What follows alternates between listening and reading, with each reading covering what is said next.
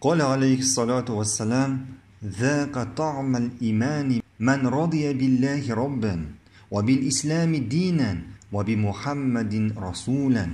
Peygamberimiz sallallahu aleyhi ve sellem etti, Allah'tan Rabbi, İslam'dan din, Muhammed'den peygamber bularak kanaat bulgan kişi imanın temin tıyar dedi.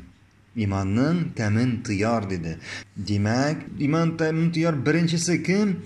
Allah'tan Rabbi bularak kanaat bulgan kişi. Bugünkü günde Allah yazgan takdirge, Allah yazgan yazmışka kanaat bulgan kişi. Kilgen bela kazalarga, kilgen sınavlarga bu indi Rabbidan, bu indi Allah'ın hikmeti, bu mena kilgen sınav deyip kabul etken. Tugul rizasızlık bildirgen, Allah'ın takdirine karşılık bildirgen kişi.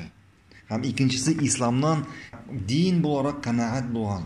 Bugün Allah bizge bergen dinni, İslam dinini kabul etken, Allah'ın emirlerin kabul etken, Allah diyenlerden tıyılırga tırışkan. Elbette indi İslam dininin kanaat bular. Endi bugünkü günde dinni o'zgartirishga tirishgan.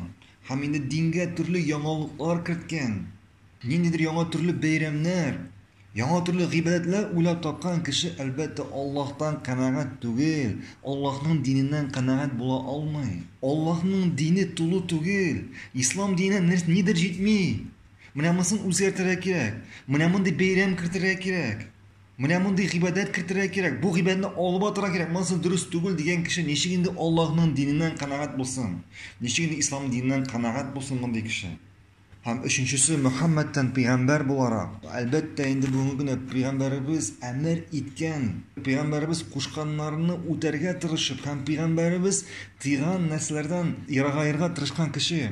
Allohga peygamberimiz nechik ibodat qilgan, ul da shulay ibodat qilishga tirishgan kishi albatta ul peygamberimizden qanoat bo'ladi. Ham endi bugungi kunda peygamberimizning emirlarini qoldirib, bu durust tugil, bu illikki vaqtda shulay bo'lgan deb.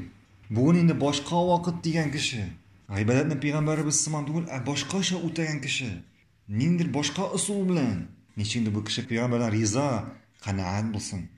Ham shunga ko'ra peygamberimiz sallallohu alayhi va sallam aytdi, Allohdan Robbi bo'larak, islomdan din, Muhammaddan peygamber bo'larak qanoat bo'lgan kishi imonning tamin tiyar dedi.